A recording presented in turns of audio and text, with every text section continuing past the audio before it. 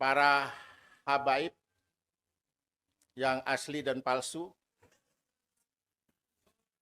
Kalau yang ada di sini palsu semua. Yang asli ini orangnya. Hantu bibinian.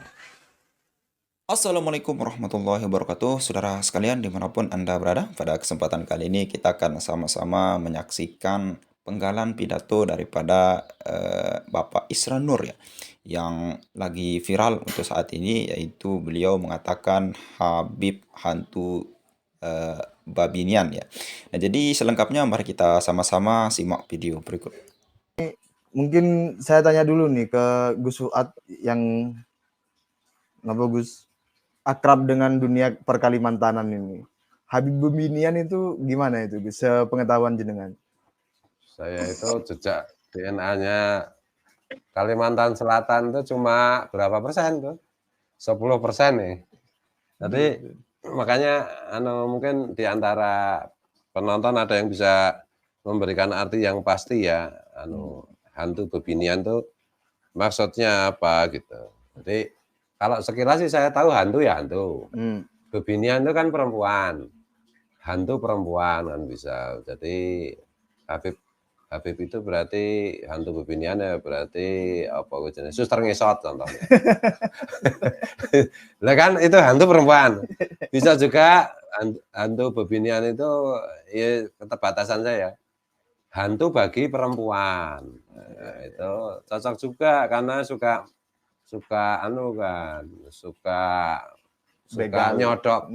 Suka nyodok atau begal apem Babinian kan, nah, bisa juga.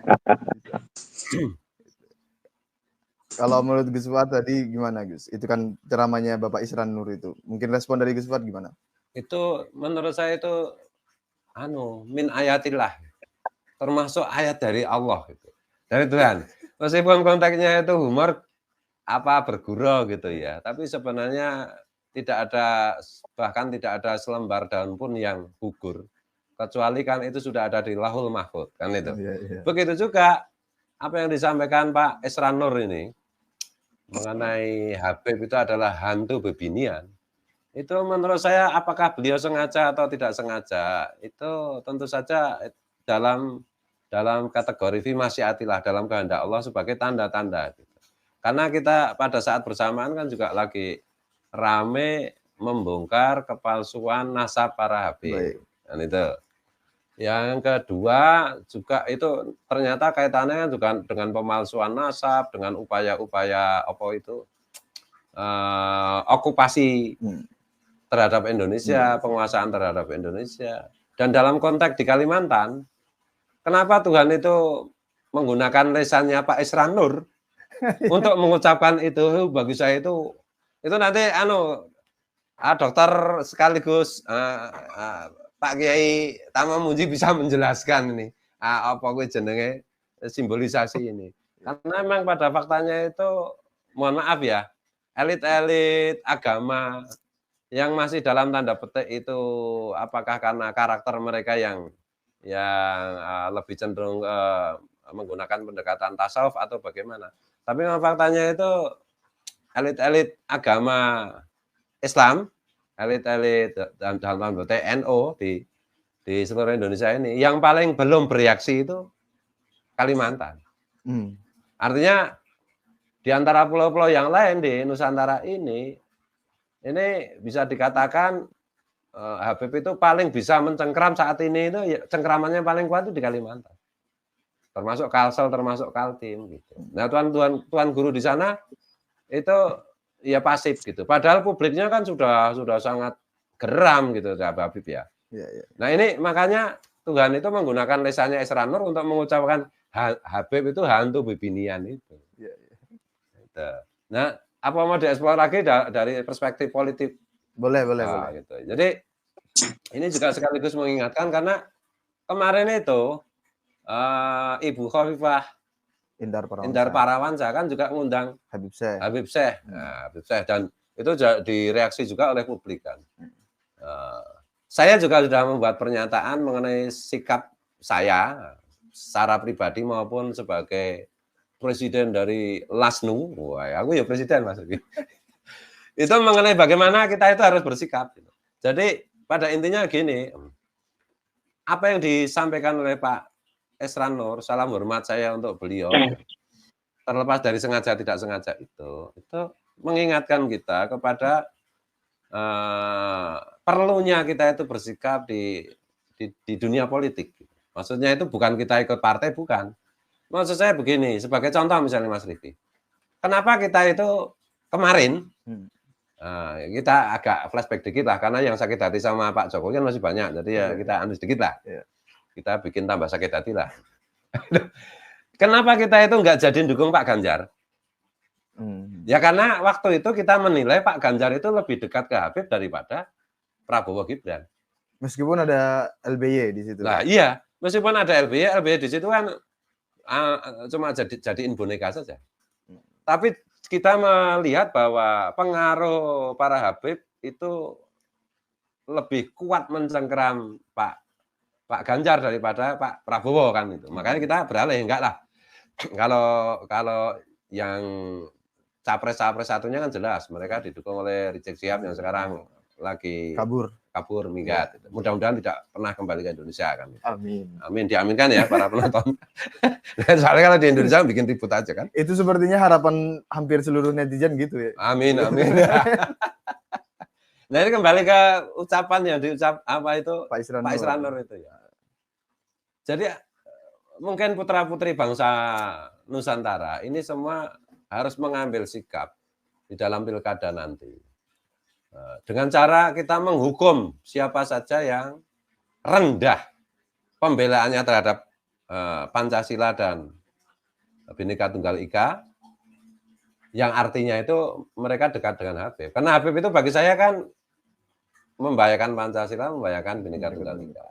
Nah siapa saja cagup, cawagup, atau cabub, cawabub, itu yang lebih dekat kepada para Habib, yang didukung oleh Habib, nah itu harus kita jauhi. Jangan kita pilih. Kita harus melakukan gerakan itu. Misalnya ada 3 cagup. Nah ini semuanya itu menggunakan Habib. Nah kita pilih yang paling tidak menggunakan, yang paling jauh dari Habib. Kalau ada 3 cagup atau cabub, yang satu dekat dengan Habib, yang nomor 2 agak dekat, yang nomor 3 jauh, apalagi memusuhi, pilih yang jauh dan yang memusuhi. Gitu loh. Kita tunjukkan kekuatan kita, jangan oh ini nggak ada kaitannya dengan isu nasab. Enggak, ini isu nasab macam-macam bagian dari pembelaan kita kepada Pancasila, kepada bangsa dan negara. Saya jadi ingat omongannya si Mas Gusmar KBN Nusantara. Seandainya kemarin Pak Ganjar itu menang, mungkin di mana-mana ada majelis sholawat Habib di seluruh Indonesia diprogramkan itu. Karena waktu jadi gubernur itu ada program kayak gitu itu di masing-masing kabupaten. Jadi jauhi cagup, cawagub, cawabub, cagup, cawagub, cabub, cawabub, calon gubernur dan wakilnya, calon bupati dan wakilnya. Jauhi yang dekat dengan Habib. Pilih yang paling jauh dengan Habib. Syukur-syukur kalau ada calon yang anti Habib, nah itu harus kita dukung supaya menang. Nah, gitu loh Mas Rifki. Ini dari lisannya Pak Esran Nur ya. Makanya Pak Esran Nur jangan minta maaf, jangan terus gas Pak. Iya, Bapak meskipun usianya lebih sepuh dari kita-kita, ternyata lisan Bapak itu digunakan oleh Allah Subhanahu wa taala untuk mengingatkan bangsa ini gitu loh. Di tengah tokoh-tokoh agama Kalimantan Selatan yang karena mungkin alasan pendekatan tasawuf itu nggak berani ngomong gitu. Nggak berani melindungi umat lah, Bapak itu nggak sengaja malah melindungi umat ya. Nah, gitu. Itu udah mulai panas, pindah lah. Pindah Kiai Dr. Tamam Munjilah. Ya Tamam, gimana ya Tamam mengenai pidato dari Bapak Isran itu tadi dari Gus Miftah, sekarang kita berada ya Tamam. Oke, terima kasih Mas. Tentang hantu bebinian mungkin saya tidak merespon Mas, karena saya tidak paham artinya. Saya hanya akan merespon tuntutan para habaib terhadap Pak Nur Islan. Siapa? Isran Nur. Islan Nur, ya, Bapak Islan Nur terkait dengan Habib palsu. Respon para habaib yang dipublish oleh Indosiar dan Tersiar semuanya sampai pada kita, itu saya kira respon yang justru berbalik. Artinya dia ingin dalam posisi yang benar menuntut Pak Islan Nur sebagai sosok yang salah. Itu menurut saya malah sebaliknya. Justru upaya untuk menuntut itu sebuah bentuk kesalahan itu sendiri, Mas. Mengapa demikian? Karena Habib tidak terkonfirmasi sebagai cucu Nabi Muhammad SAW itu secara ilmiah sudah common sense. Common sense itu artinya sudah menjadi wacana publik, wacana umum, sehingga Pak Islan Nur itu nggak perlu referensi untuk mengatakan begitu, nggak perlu rujukan, nggak perlu mencari dasar, karena itu sudah menjadi pandangan umum, sudah publik. Justru mereka yang masih mengaku sebagai cucu Nabi dan ingin dipublish atau merasa tersinggung oleh publik yang mengatakan mereka itu tidak cucu Nabi, itu justru merupakan sebuah kesalahan yang luar biasa, Mas. Saya nggak tahu apakah ini semua merupakan pengajaran dari Allah kepada umat manusia, karena dilalahnya semua upaya-upaya yang dilakukan oleh para habaib itu justru berbalik arah, blunder. Contoh misalnya Rabitoh mengeluarkan buku setebal 500 halaman, itu ada banyak dalil-dalil yang ketika kita cermati, itu justru membenarkan Habib itu tidak terkonfirmasi nasabnya sampai kepada Nabi Muhammad SAW. Ini saya jadi teringat sebuah ayat Al-Quran yang saya temukan di surat An-Nisa. Innallaha ni'imma ya'idukum bih. Sesungguhnya Allah itu memberi pengajaran yang sebaik-baiknya kepada kalian. Ini menarik. Istilah Kiai Fuad tadi kan semuanya ini tuh sudah bentuk dari bimasyiatillah. Karena memang al-khairu wasyarru bimasyiatillah. Karena memang baik buruk itu semuanya sudah by design Allah. Jadi sesuatu yang sudah common sense itu sebenarnya tidak perlu referensi, dan Kiai Bapak Islan Nur itu juga nggak perlu minta maaf menurut saya. Boleh meminta Pak Islan Nur minta maaf setelah jawaban atas pertanyaan Kiai Imad itu terjawab, atau boleh menuntut Pak Islan Nur minta maaf kepada para habaib kalau pihak habaib dalam konteks ini Rabitoh bisa mengeluarkan buku yang betul-betul bisa mematahkan tesis Kiai Imad. Justru jawaban dari Rabitoh yang setebal 500 halaman lebih atau kurang itu tidak bisa menjawab, malah mendukung tesis Kiai Imad sebenarnya. Opini-opini yang tidak sebanding dengan riset Kiai Imad, opini-opini yang tidak bisa menjawab 12 pertanyaan Kiai Imad. Kalaupun di situ ada upaya menjawab terkait dengan istilah surah wal istifadhah, itu pun sudah dipatahkan dengan sendirinya teks atau argumen-argumen atau opini yang dibangun oleh habaib yang ada di buku itu secara tidak langsung sudah menjawab ketidakabsahan terminologi surah wal istifadhah yang dijadikan dasar oleh para habaib untuk mengaku bahwa mereka statusnya telah terkonfirmasi sebagai cucu Nabi Muhammad SAW. Jadi seharusnya justru terbalik, ketika komunitas habaib menuntut Pak Islan Nur minta maaf, justru tim suksesnya Pak Islan Nur menuntut balik komunitas habaib untuk minta maaf. Mengapa? Karena pernyataan Pak Islan Nur itu pernyataan yang istilah dunia akademik itu sudah common sense, sudah menjadi pandangan umum. Eh, bahkan eh, tidak hanya real truth, tapi juga post truth, istilah istilah sosial media itu, atau istilah kampusnya itu sudah betul-betul common sense, atau istilah Kiai Imad itu sudah betul-betul status kenasapan itu terpatahkan. Gitu kok minta nuntut. Kecuali kalau belum ada tesis Kiai Imad, nuntut nggak apa-apa. Saya nggak bisa membayangkan para habaib yang menuntut Pak Islan Nur kok bisa menuntut. Salah kok bisa menuntut, apalagi benar. Mungkin mereka sudah melakukan persekusi, Mas. Sudah melakukan kekerasan mereka. Salah, tapi minta nuntut. Salah nuntut. Itu kalau orang Jawa tidak berani begitu, Mas. Orang Jawa itu kalau benar aja pengen diam, apalagi salah. Itu orang Jawa, Mas.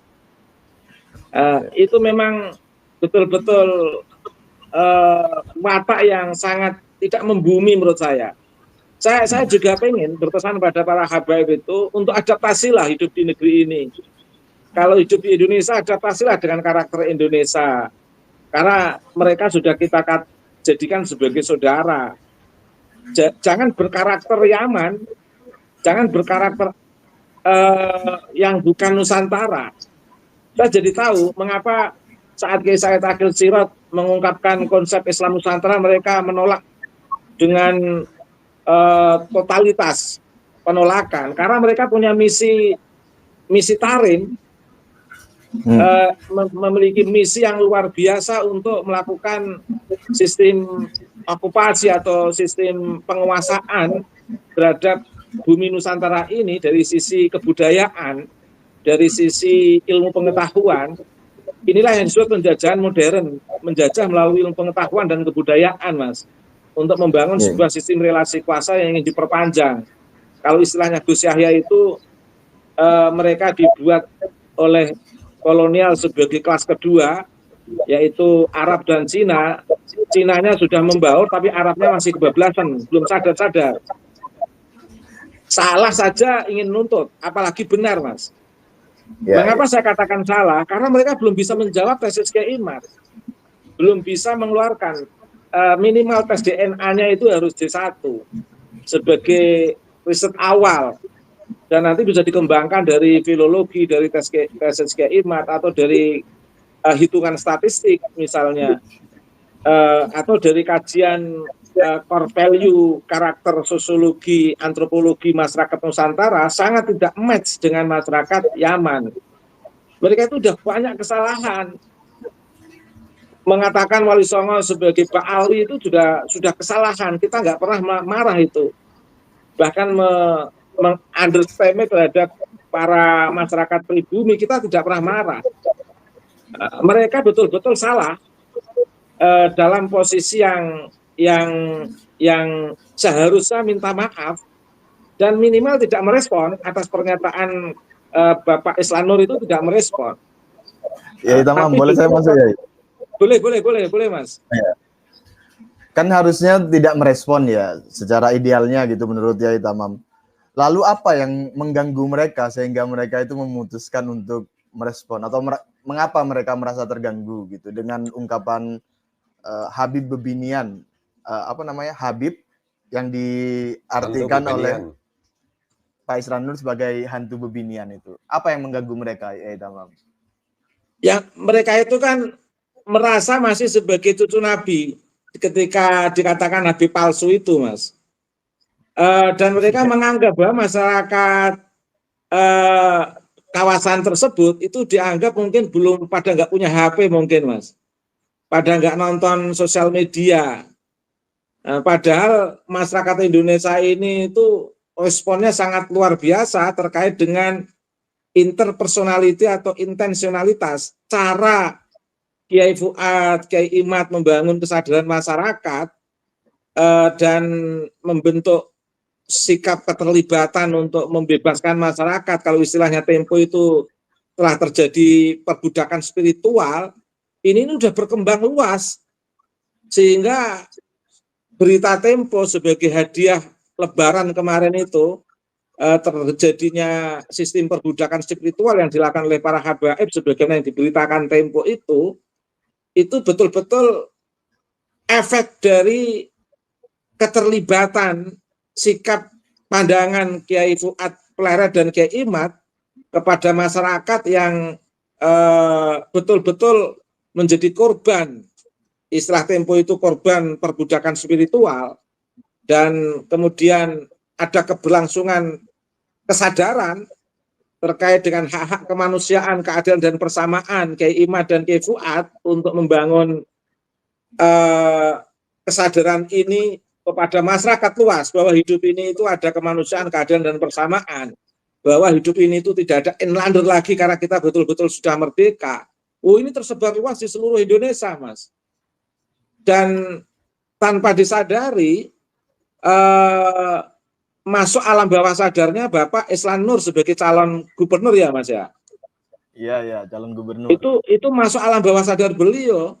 Bisa jadi beliau karena bisa membaca masyarakat kawasan itu sudah banyak yang merespon, itu mungkin tim suksesnya sudah melakukan riset di lapangan, Mas.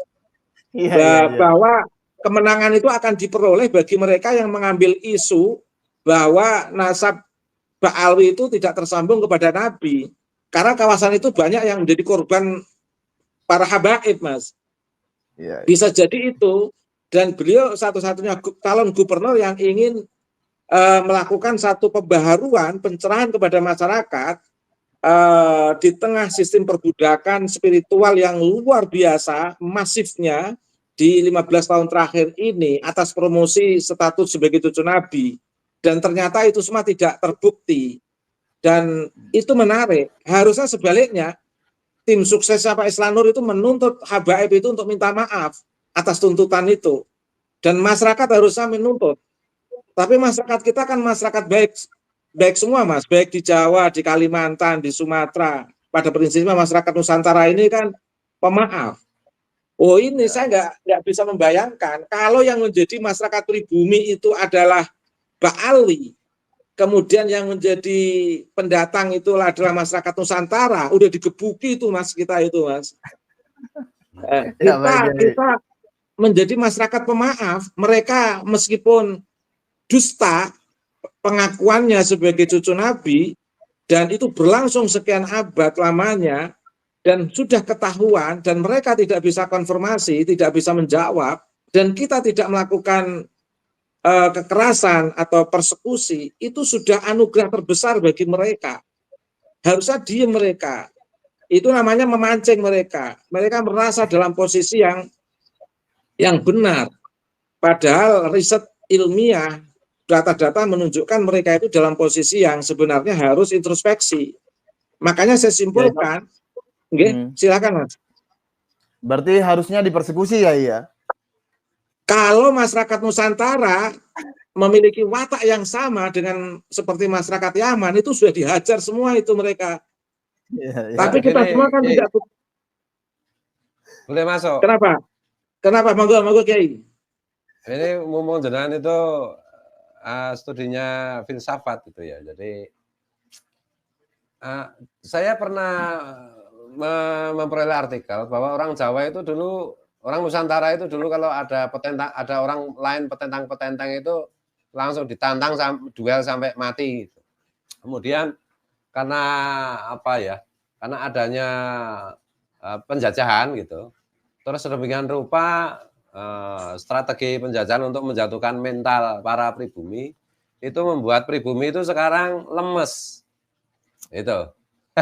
Gimana itu? Apakah pemaafnya itu karena mentalitas inlander, apa karena kita kehilangan jati diri bangsa kita sebagaimana diajarkan para leluhur, atau bagaimana ini? Sehingga akibatnya monggo. Jadi kenapa, Kiai? Ya itu, ya kira-kira begitu gimana? Jadi, karena kesabaran masyarakat Jawa ini betul-betul masyarakat yang sangat sabar, Kiai. Itu nanti kalau betul-betul mereka itu masih melonjak, nggak segera introspeksi, itu masyarakat Jawa bisa marah, seperti model Laken itu, Kiai, di belakangnya bendol itu. Ini ya? Iya, itu seperti tari Jawa itu kan kalau ke belakang kan nyepak keras, Kiai. Oh. Nah, masyarakat Jawa itu masyarakat yang sangat damai. Tapi kalau melonjak terus, nanti pada akhirnya marah juga. Lah, maksud saya begini, saya tidak ingin mengajarkan kekerasan, saya ingin masyarakat Yaman itu low profil saja sekarang ini. Low profil saja, tidak usah ngaku-ngaku sebagai cucu Nabi secara publik, karena di antara 100 orang yang mengaku cucu Nabi, itu ada hitungan 50 orang yang akan memanfaatkan sistem kenasaban untuk pembodohan, untuk dibelokkan untuk sesuatu yang tidak normal dan tidak sehat. Jadi lebih baik kalau sudah terjadi fenomena sekarang ini yang kita saksikan dari hasil riset DNA,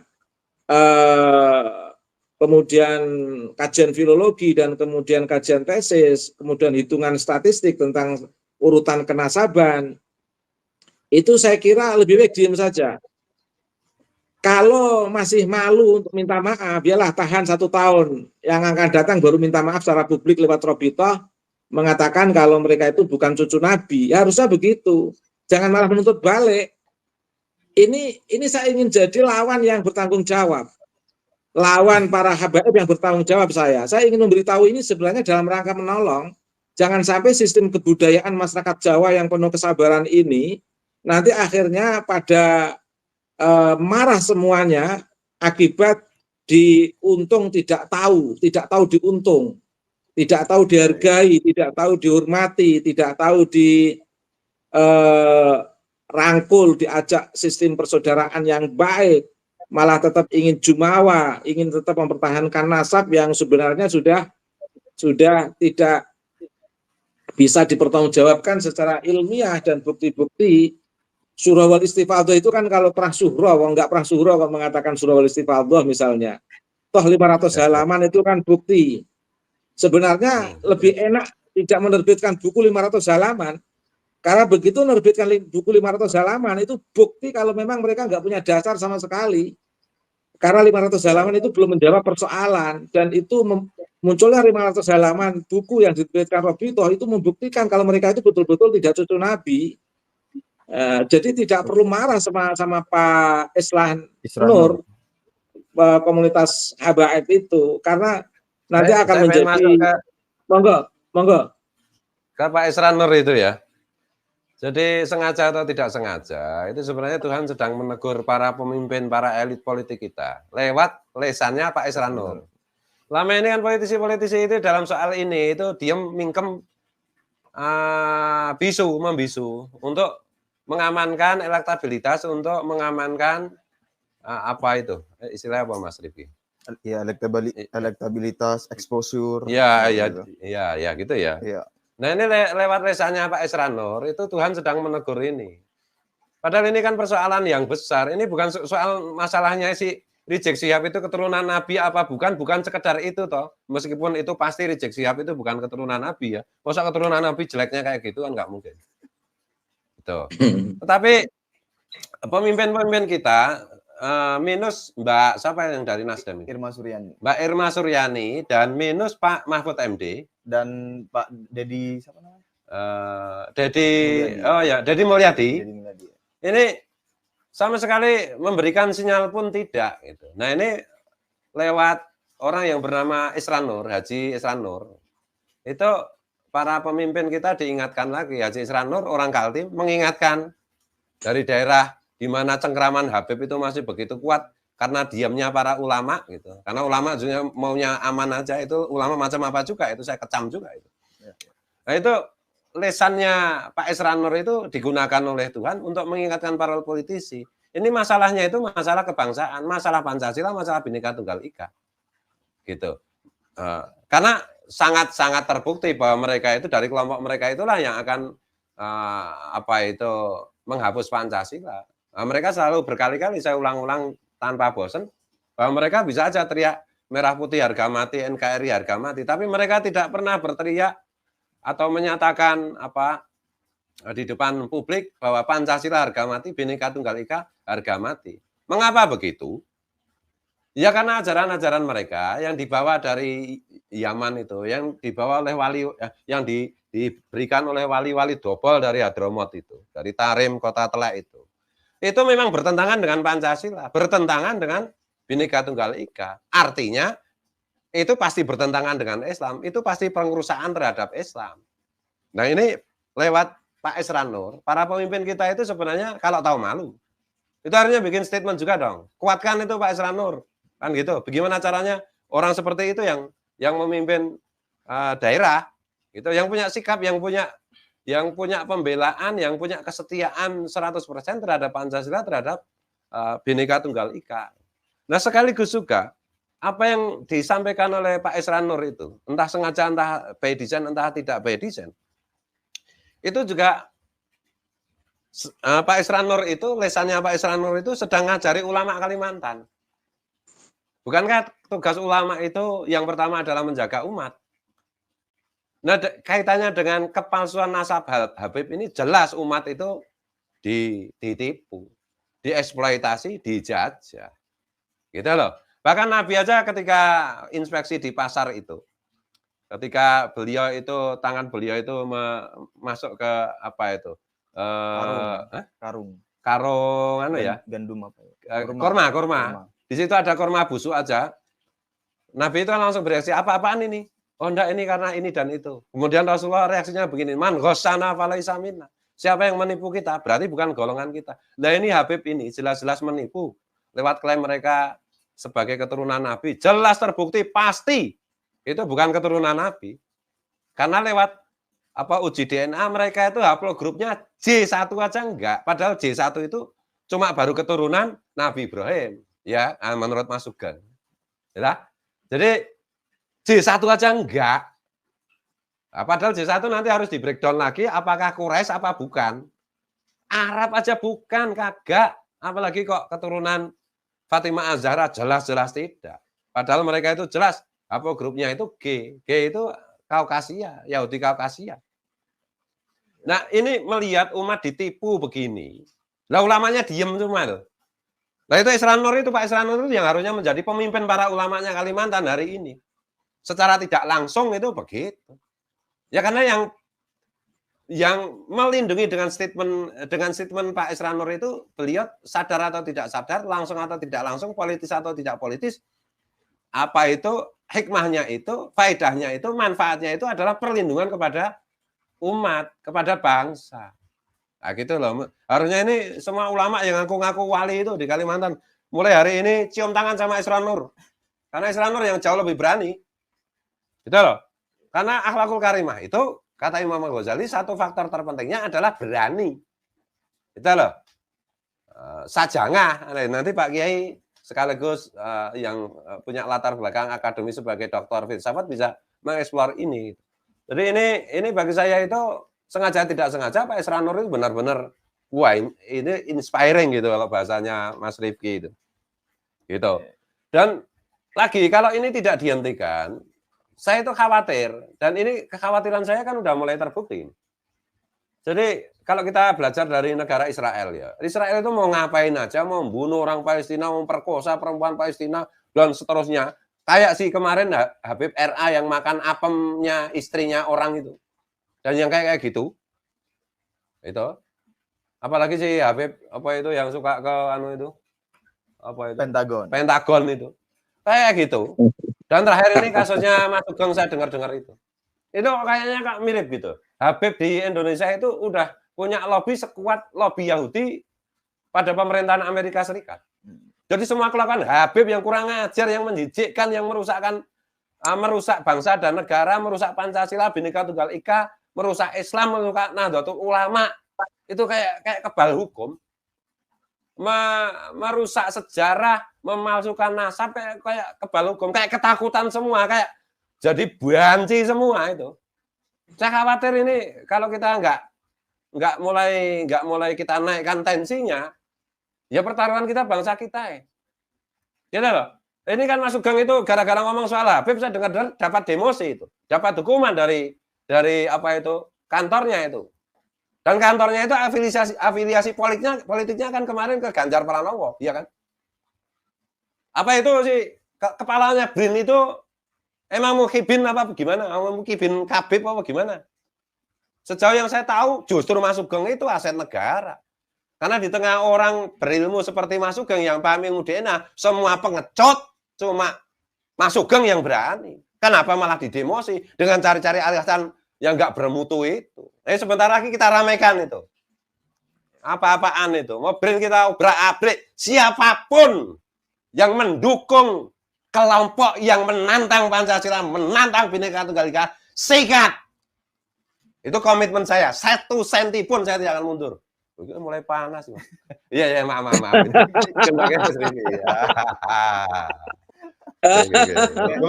Iya, saya masuk dulu ya. Iya, moga Mas Ugi. Ya, kita tadi yang menarik dari saya pindah ke Yai Tamam.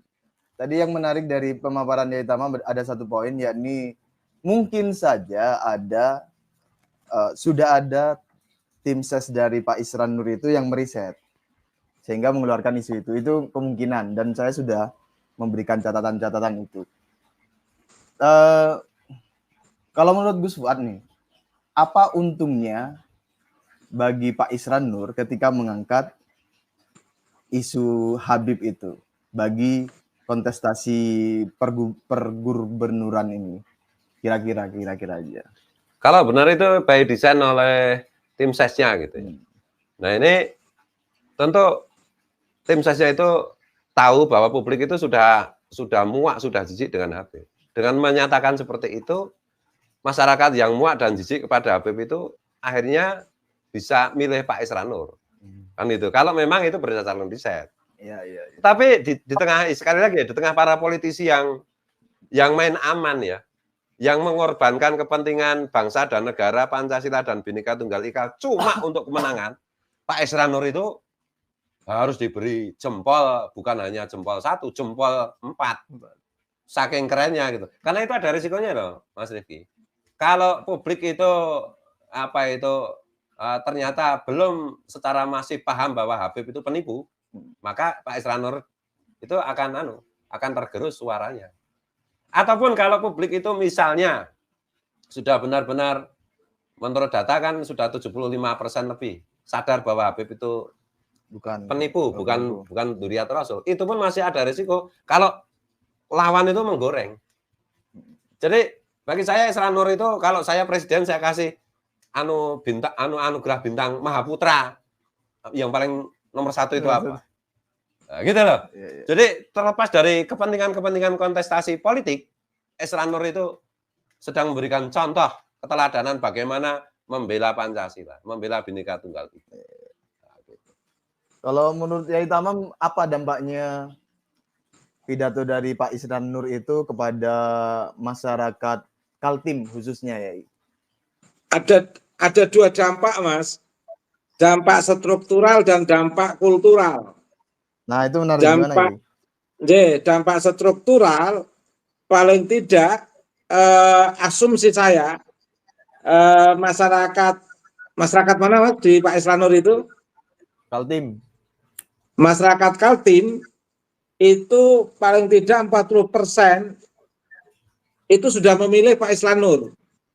Karena 40% masyarakat Kaltim melek teknologi dan membaca sosial media terkait dengan hasil riset Kiai Imad dan pandangan-pandangan kritis Gus Kiai Fuad Pleret, kemudian pandangan transformasi kebudayaan Bang Haji Roma Irama, kemudian pandangan-pandangan kritis Guru Gembul, dan juga tes DNA dan kajian filologi, dan banyak sekali informasi-informasi itu yang sangat mudah diakses oleh masyarakat Kaltim, Mas. Dan itu paling tidak secara pilihan struktural masyarakat Kaltim terhadap calon gubernur itu paling tidak sudah mencapai 40%, Mas. Nah, ini. Dan yang kedua, ada keberhasilan yang dimainkan oleh Pak Isran Nur, ibaratnya beliau mundur tidak jadi gubernur dengan cara mengundurkan diri, tidak jadi maju atau dalam kontestasi itu bonus ketentuannya berbeda, paling tidak secara kultural Pak Islanur sudah menguatkan basis kultur masyarakat, bagaimana membentuk masyarakat yang merdeka, yang istilah Kompas itu tidak dalam berada dalam sistem perbudakan spiritual. Dari bangunan kultural yang dibangun Pak Islanur itu merupakan satu prestasi yang patut kita apresiasi bersama, bahwa beliau tidak hanya mencalonkan diri sebagai wagub, tapi betul-betul adalah sosok yang ingin mengambil bagian untuk membebaskan dan mencerahkan masyarakat dalam perspektif kultural ini, Mas. Jadi beliau itu ingin sekali mendayung 230 terlampaui, Mas. Jadi mendayung untuk mencalonkan diri dalam kontestasi struktural gubernur dan sekaligus mencapai pulau kultural dalam membangun kesadaran kritis masyarakat, kemerdekaan masyarakat, kehadiran masyarakat, dan menghapus sistem inlander yang selama ini masih dipertahankan oleh Habaib Ba'alwi. Karena memang harus diakui, istilah Gus Yahya itu kan istilah Gus Yahya itu kan kebablasan itu, Mas. Jadi mereka betul-betul menciptakan suasana inlander itu betul-betul kebablasan sampai sekarang belum juga mereka sadari, Mas. Itu Mas Rikwi.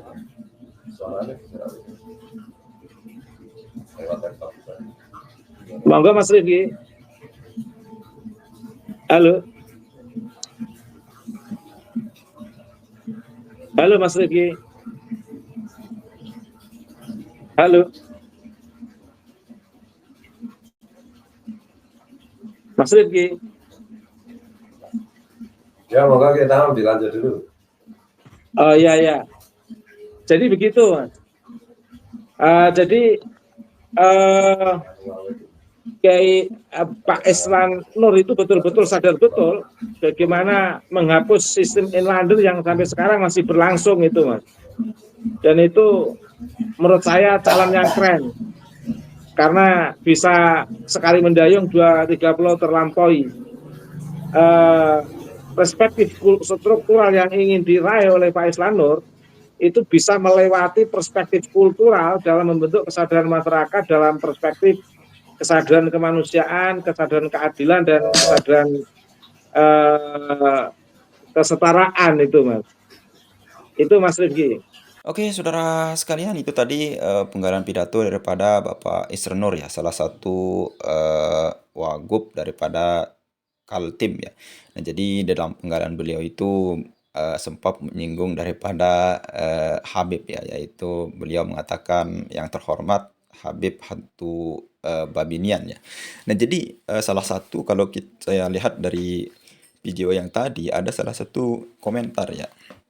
Di samping apa sebenarnya yang dimaksud dengan hantu Babinian itu. Nah, kalau Gus Paat Pleret itu menafsirkannya dengan ya sama dengan apa ya Suster Ngesot ya, hantu perempuan lah. Nah, tapi kalau kita lihat pengertian daripada salah satu yang disampaikan oleh netizen, yaitu yang dikatakan arti Babinian itu yaitu apa ya, bisa kita bilang Habib yang suka main perempuan atau suka gonta-ganti perempuan ya. Nah, jadi itu yang dimaksud dengan Babinian. Nah, ini yang membuat reaksi yang sangat serius bagi para habaib, terutama yang di Kaltim, sampai melapor ke polisi. Nah, kalau kita lihat apa yang disampaikan oleh Ki Haji Ubaidillah itu sebenarnya yang patut melapor itu ya ini Bapak Isranur ini. Kenapa? Karena Habib ini memang sudah salah ya, saudara sekalian, memalsukan ya. Nah, jadi tidak perlu apa ya, tidak perlu tersinggung sebenarnya. Nah, jadi itu merupakan hal guyonan juga, saudara sekalian. Nah, terkait dengan hal itu ada hal yang sangat menarik sekali yang disampaikan oleh Pak Puat Pleret, Gus Puat Pleret, yaitu perkataan daripada Pak Isranur itu adalah ayatun min ayatillah, yaitu salah satu tanda daripada tanda-tanda Allah, yaitu bagaimana Allah menggerakkan lidah seorang Pak Isranur salah satu wakil gubernur Kaltim yang memang berpidato politik pada saat itu untuk menggerakkan hati para tuan guru atau kiai-kiai di Kaltim untuk menyampaikan aspirasi apa yang sudah dirasakan oleh masyarakat di Kaltim, saudara sekalian.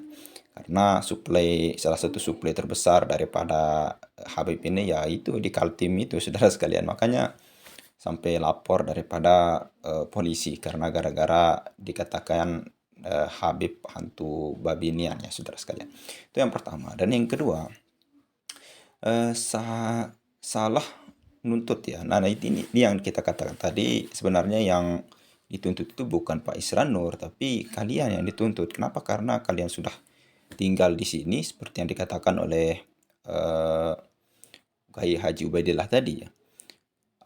Ini kan posisinya mereka yang pendatang, para imigran ke di sini kepada para pribumi ya. Namun ketika posisi mereka sebagai imigran itu bertingkah semaunya, seakan-akan keban hukum ya, melapor semaunya. Tapi coba kita balik ya, posisinya yaitu mereka yang menjadi pribumi, sedangkan pribumi yang menjadi imigran. Pasti salah sedikit kita akan langsung dipersekusi ya, seperti yang dikatakan oleh Kiai Haji Ubaidillah.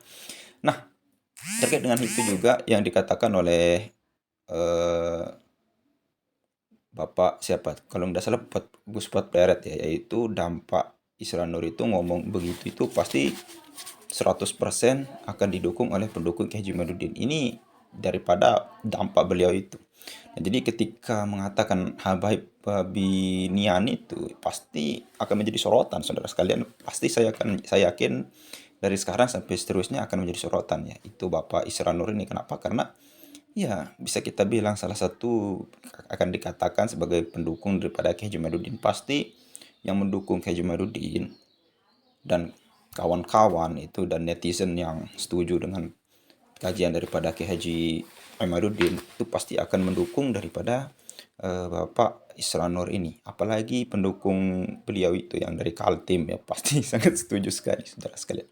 Oke, mungkin hanya itu saja yang bisa kita sampaikan. Sekian, Assalamualaikum warahmatullahi wabarakatuh.